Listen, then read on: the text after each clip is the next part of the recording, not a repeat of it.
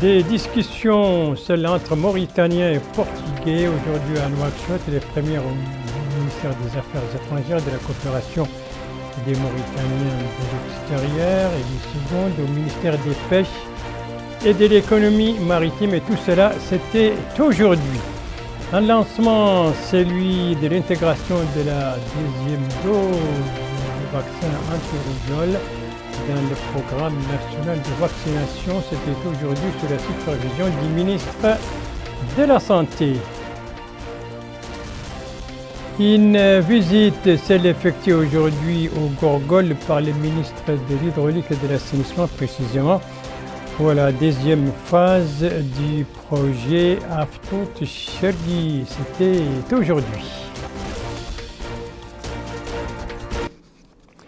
Tels étaient donc les principaux titres du journal et c'est parti, mesdames, mesdemoiselles, messieurs, bonsoir et bienvenue à votre 22h de ce samedi 24 Ramadan 1444, ce qui correspond au 15 avril 2023. 7 activités ministérielles dans ce journal, dont 6 aujourd'hui et hier à Nouakchott et une aujourd'hui également à l'intérieur du pays. Les premières de ces activités, ce sont ces discussions entre Mauritaniens et Portugais.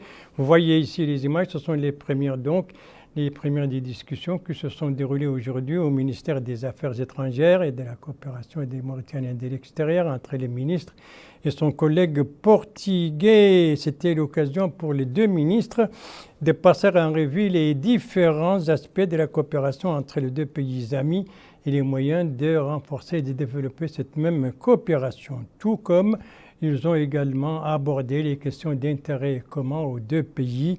Les deux ministres ont par la suite coprésidé une séance de travail des deux délégations donc portugaises et mauritaniennes. C'était dans la salle de conférence du ministère des Affaires étrangères, de la coopération et des Mauritaniens de l'extérieur. Les secondes discussions entre Portugais et Mauritaniens avaient pour cadre le ministère des Pêches et de l'économie maritime. C'est une réunion qui a regroupé les ministres donc, et avec une délégation du Portugal. Et les deux parties ont discuté de la coopération dans des domaines tels que la gestion des ports, de la formation, la recherche scientifique ou encore la pisciculture. La rencontre s'est déroulée en présence donc de plusieurs responsables du ministère des Pêches et de l'économie maritime. Donc la troisième et quatrième activité ministérielle dans ce journal, elle touche le domaine médical. 2 activités en tout aujourd'hui, supervisées par les ministres de la Santé. Il s'agit du lancement du 3e congrès de l'Union générale du travail de la santé en Mauritanie et du lancement également de l'intégration de la deuxième dose de vaccin anti-rougeole dans le programme national de vaccination. La première activité avait pour cadre le palais des congrès et la seconde avait pour cadre. Donc le palais des congrès, vous le savez, se trouve dans la Muqata'a de Tabarazena et la seconde activité, donc supervisée par les ministres de la Santé, avait pour cadre la Muqata'a de Tayaret, Nouakchott Nord. Compte rendu sur ces 2 activités avec Abdullah Demeba. C'est à partir du centre de santé de la Muqata'a de Tayaret relevant de la wilaya Nouakchott Nord que cette campagne de vaccination contre la rougeole a été lancée. Il s'agit de l'introduction de la deuxième dose du vaccin de la rougeole dès l'âge de 15 mois dans le calendrier vaccinal du programme élargi de vaccination PEV. Le ministre de la Santé, Mokhtar Ould Dahi, a affirmé que cette campagne de vaccination va être menée sur toute l'étendue du territoire national. Il a en outre mis en avant l'objectif de cette opération qui, dit-il, cible particulièrement la santé de la femme et de l'enfant. L'introduction de cette deuxième dose. L'introduction de cette deuxième dose permettait de renforcer la couverture vaccinale car certains enfants ont manqué la première dose à raison de divers facteurs tels que l'inaccessibilité des services de santé dans certaines zones et la négligence des parents et autres raisons. Enfin, la situation épidémiologique actuelle en Mauritanie est particulièrement préoccupante avec des cas de rougeole dans plusieurs régions en Mauritanie. La vision d'un monde sans rougeole, soutenu par l'OMS et l'UNICEF et d'autres partenaires à travers le plan stratégique mondial de lutte contre la rougeole et la rubéole. Ce plan présente des stratégies claires que les responsables de la vaccination dans les pays, en collaboration avec leurs partenaires nationaux et internationaux, peuvent utiliser comme schéma directeur pour atteindre les objectifs de lutte et d'élimination de la rougeole. Rappelons que cette deuxième dose est disponible pour les enfants âgés de 15 mois alors que la première dose est prévue pour les enfants âgés de 9 mois. Il est administré au sein des centres et postes de santé répartis sur toute l'étendue du territoire national. Avec l'union et le travail, nous relevons les défis. Nous arriverons au but escompté. Tel est le thème de ce troisième congrès de l'Union générale du travail et de la santé UGTS. Ce congrès s'est tenu sous la supervision du ministre de la Santé, Mokhtar Ould Aïs, en compagnie de la présidente du conseil régional de Nouakchott, Fatimata Bint Abdelmalik. Le ministre de la Santé, Mokhtar Ould Aïs, a remercié ceux qui ont œuvré dans le cadre de l'organisation de ce troisième congrès de l'UGTS. Il a en outre mis en avant l'important rôle joué par les membres du secteur de la santé. Le ministre a enfin rappelé les acquis qui ont été enregistrés pour les professionnels de la santé, aussi bien du point de vue des émoluments que du relèvement du plateau technique.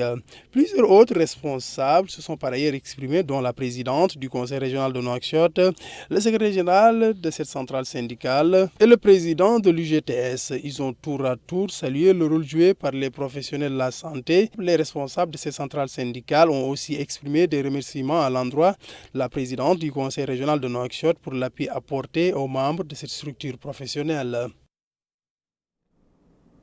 Avec le travail et l'union, nous relevons les défis et nous arrivons au but escompté. Tel est le slogan donc de ce troisième congrès de l'Union générale du travail de la santé tenu aujourd'hui à Nouakchott avec une dose, avec la deuxième dose.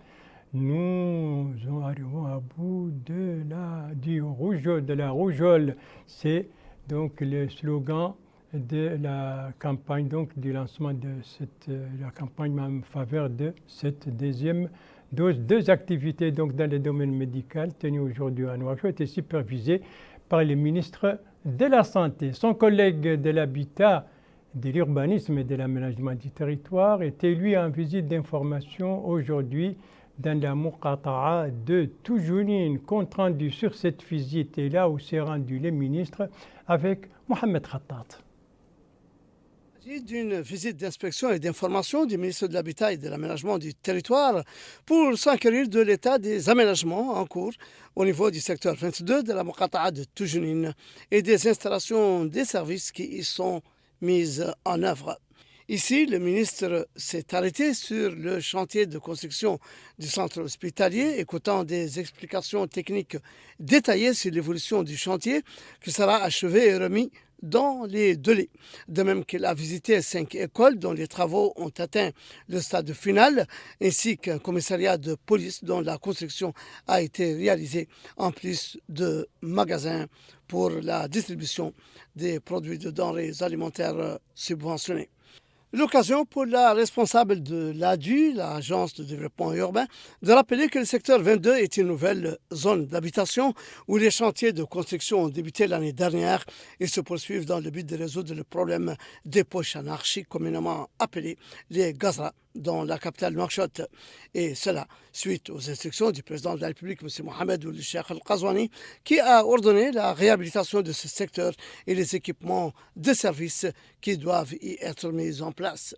Pour sa part, le maire de la commune de Toujounine s'est déclaré heureux d'être là pour constater de lui-même l'avancement des travaux de ces chantiers du secteur 22 qui comprennent des structures scolaires, un centre de santé, des magasins, des réseaux d'eau et d'électricité en plus d'un réseau de routes asphaltées. Et il espère que le secteur servira d'exemple dans d'autres endroits. C'est dire que la visite du ministre lui a permis de s'informer sur des projets en cours d'exécution par la société ISCAN et l'Agence de développement urbain dans la Muqata'a de Toujounin. La Muqata'a de Toujounin dans le secteur 22 a donc reçu la visite d'information aujourd'hui du ministre de l'Habitat, de l'Urbanisme et de l'Aménagement du territoire. L'occasion pour lui de visiter plusieurs chantiers qui se trouvent dans cette zone. Venons-en maintenant à la sixième activité ministérielle dans ce journal. Il s'agit d'une cérémonie d'iftar organisée par les ministres de l'Équipement et des Transports, porte-parole du gouvernement, à l'honneur de la presse en présence du ministre des Affaires islamiques et de l'enseignement originel. Cet iftar, a dit le porte-parole du gouvernement, reflète le grand intérêt accordé par l'État aux acteurs du paysage médiatique. Il a en même temps insisté sur l'importance de l'objectivité dans ce domaine, car, a-t-il précisé, enquêter sur la véracité de l'information et se méfier des erreurs est nécessaire et indispensable pour le succès de la mission de la presse. Voilà pour cet iftar organisé par le ministre de l'Équipement et des Transports, porte-parole du gouvernement, à l'honneur de la presse, la septième et dernière activité ministérielle dans ce journal. Elle concerne le ministre de l'Hydraulique et de l'Assainissement et la visite qu'il a effectuée ce matin sur la seconde phase du projet Aftot Sharqi. Il était en compagnie du Wali du Gorgol. Compte rendu sur les activités du ministre aujourd'hui et sur ses déclarations avec notre correspondant permanent Mohamed Ali Salek. Compte rendu revue en français par Abdullah Demeba. C'était un jeudi du mois de décembre 2022 que le président de la République, Mohamed Ould Cheikh Al Ghazouani, avait posé la première pierre de la deuxième phase du projet Aftot Sharqi. Cette cérémonie s'était tenue à Foumgleit et rentre dans le cadre de la disponibilité du liquide précieux au profit de plusieurs localités des wilayas du Gorgol, du Brakna et de la Saba. Ce projet a vu le jour grâce à la coopération bilatérale entre la Mauritanie et le FADES, Fonds arabe pour le développement économique et social. C'est dans cette optique que le ministre de l'Hydraulique et de l'Assainissement, Sidi Mohamed Ould Taleb Amar, s'est rendu sur les lieux afin de s'enquérir du déroulement des travaux, en compagnie du Wali du Gorgol, Ahmed Naoul Sidiba. Il s'est rendu au niveau du principal réservoir où il s'est enquis de l'évolution des travaux. Il a, au niveau de ces différentes étapes, donné des instructions aux sociétés contractantes afin de s'acquitter convenablement des tâches qui leur sont confiées. À la fin de cette visite, le ministre de l'Hydraulique et de l'Assainissement a indiqué que les travaux de cette deuxième phase du projet Aftot Sharqi ont débuté au mois d'août dernier. Cette visite, souligne-t-il, s'inscrit dans le cadre des déplacements qu'il effectue afin de s'informer de visu de l'évolution des travaux. Le ministre de l'Hydraulique et de l'Assainissement a déclaré que l'exécution de ces travaux rentre dans le cadre des instructions et de la vision du président de la République afin de doter les citoyens répartis sur toute l'étendue du territoire national du liquide précieux. Le liquide précieux a dit prix uniformisé, a dit le ministre au cours de cette déclaration. Donc c'était à l'occasion de cette visite qu'il a effectuée ce matin sur les chantiers de la deuxième phase du projet d'Aftot Sharqi, et c'était au Gorgol. Une annonce faite aujourd'hui. Merci de suivre les JTF de Mauritanie. La suite du journal avec une journée de sensibilisation, avec une page sportive et bien entendu avec la conférence quotidienne. Eh bien, la journée de sensibilisation, c'est celle organisée par le ministère de l'Environnement et du Développement durable. C'était hier à Chami, dans la wilaya de Dakhlet Nouadhibou, donc une journée supervisée par le secrétaire général de ce département. Alors, sur les objectifs de cette sensibilisation, des éléments de réponse avec ce reportage de notre correspondant permanent là-bas, Abdallah Zouber, compte rendu revu en français par Mohamed Khattat.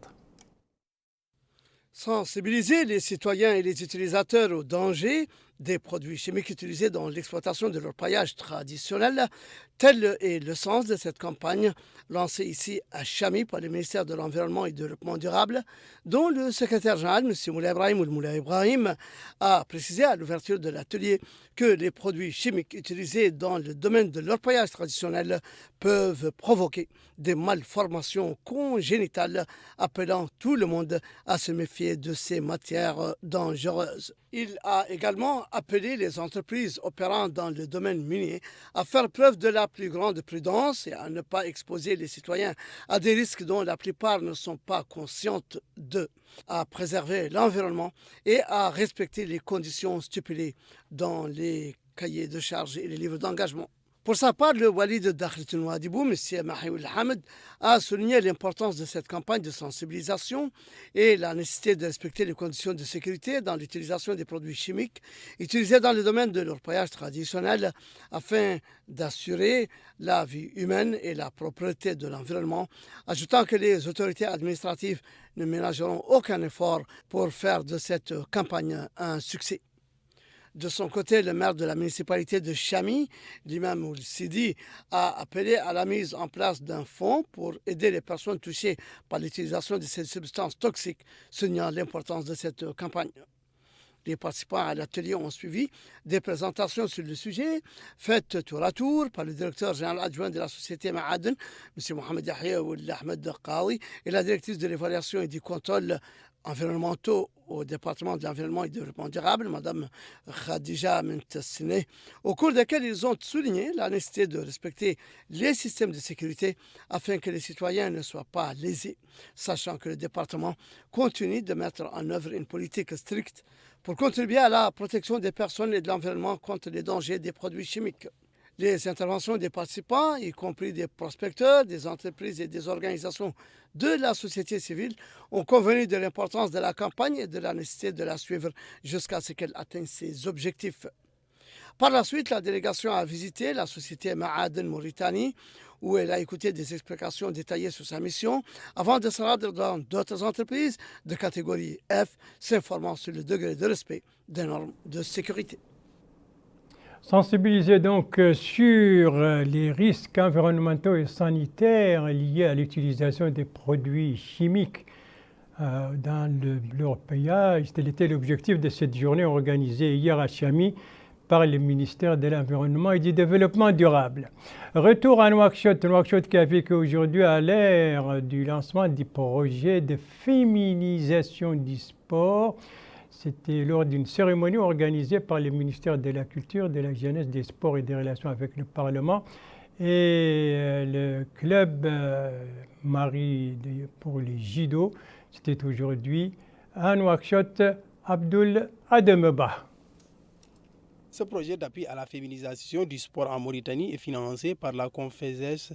Il est exécuté par l'association Club Marie Judo. Il s'inscrit dans le cadre de la deuxième édition de l'appel à projet Femmes Sport Santé. Au nom du ministère, je vous souhaite bon vent et nous serons toujours à vos côtés. Au nom de son Excellence, Monsieur le ministre de la Culture, de la Jeunesse, des Sports et des Relations avec le Parlement, je déclare le lancement officiel des activités du projet appui à la féminisation du sport en Mauritanie. Cette deuxième édition s'adresse aux États et gouvernements membres des zones B, C, D et E et des projets retenus dans le cadre de cet appel à projet Femmes Sport Santé contribueront à la réalisation des objectifs suivants. Soutenir les États et gouvernements membres des pays du Sud dans la mise en œuvre des politiques publiques sportives dédiées aux femmes et à la santé. Favoriser la synergie entre acteurs complémentaires publics et privés autour des projets concrets en s'inspirant des bonnes pratiques locales. Autonomiser les acteurs de développement économique en faveur du sport féminin. L'arsenal juridique mis en place favorisant la pratique du sport chez la gente féminine a été mis en avant. Deuxième point important, c'est au point de vue de la loi. Il y a une loi mauritanienne qui confère à tous les citoyens mauritaniens, hommes et femmes, la possibilité de pratiquer le sport. Donc, vous voyez, d'un côté, l'islam vous permet de faire le sport. De deuxième, la loi mauritanienne vous permet de faire du sport, mais bien entendu, en respectant certaines valeurs culturelles qui sont celles de chez nous. Malgré les efforts importants des pouvoirs publics, notre jeunesse, dont la majorité vit en milieu urbain et représente plus de 70% de la population, est assujettie à des contraintes en termes d'espace de loisirs, d'épanouissement et d'accompagnement adéquat en matière notamment de santé publique. Le programme de ce projet comprend entre autres des compétitions sportives féminines en football, basketball et judo, en plus de conférences. C'est donc parti, ça y est, c'est parti pour le projet de féminisation du sport, lancement aujourd'hui à Nouakchott, un projet qui vise donc, vous venez de l'entendre, à sensibiliser, à promouvoir cette féminisation du sport. Elle aussi vise à sensibiliser les citoyens. Elle, c'est la conférence quotidienne organisée à l'occasion du mois béni du Ramadan. Elle sensibilise les citoyens sur leurs devoirs religieux, mais aussi sur leur santé. Alors, celle d'aujourd'hui était la 24e. Quels étaient ces thèmes, tant du côté fiqh que du côté médical, et qui l'a animé pour les deux volets? Élément de réponse avec Mohamed Khattat. Animé par le Faqih Abdullahi Abdelmalik à la grande mosquée saoudienne, la conférence ramadanesque quotidienne de ce 24e jour du mois béni du Ramadan a porté sur le prêche et la divulgation de la bonne parole. L'érudit, soulignant l'importance de la haute moralité, des comportements vertueux, citant le hadith « Inna min ahabbukum ilayya wa aqrabukum minni majlisan yawm al-qiyamati ahasinukum akhlaqan » Autrement dit, parmi ceux d'entre vous que j'aime le plus et qui seront les plus proches de moi au jour de la résurrection, il y a ceux qui sont dotés des meilleurs caractères. Le volet santé de cette conférence ramadanesque était animé par le docteur Sid Mohamed Ould-Adman, spécialiste des maladies de la tension, qui a évoqué l'importance du sport qui soigne, dit-il, toutes sortes de maladies cardiaques directement ou indirectement avec l'utilisation de médicaments. Voilà donc cette 24e conférence durant ce mois béni du Ramadan dont nous entamons ce soir la 25e nuit consécutive. Et c'est sur cette conférence que se termine ce journal. Merci à vous, mesdames, mesdemoiselles, messieurs, de l'avoir suivi. Merci bien entendu aux équipes rédactionnelles et techniques qui ont participé à sa conception. Je vous en rappelle les principales informations. Discussion mauritano-portugaise ici au ministère des Affaires étrangères entre notre ministre des Affaires étrangères, de la coopération des Mauritaniens de l'extérieur et son homologue portugais. Ça, c'était au ministère des Affaires étrangères. Ici, nous sommes au ministère des Pêches et de l'économie maritime. Là aussi, il y a eu des discussions entre Mauritaniens et Portugais. Ici, nous sommes à Tayaret, centre de Tayaret, qui a vécu aujourd'hui à l'heure du lancement de l'introduction de la deuxième dose de vaccin anti-rougeole, lancement supervisé par le ministre de la Santé. Ici, nous sommes au Gorgol, sur un chantier de la deuxième phase de Aftot Charqi, deuxième phase dont les chantiers ont été visités aujourd'hui par le ministre de l'Hydraulique et de l'Assainissement. Voilà, le JTF reviendra demain à la même heure, 22h, et vous serez en compagnie, suivant le planning des services, vous serez en compagnie d'Ndei Saoussidi. Quant à moi, il ne me reste plus qu'à vous souhaiter une très très bonne fin de soirée, une très très bonne fin de semaine et bien entendu un très bon jeûne du mois béni de Ramadan, de la patience, il reste encore 4 à 5 jours pour la fin de ce mois béni. Rendez-vous avec vous, Inch'Allah, vendredi prochain à la même heure, 22h. Bonsoir.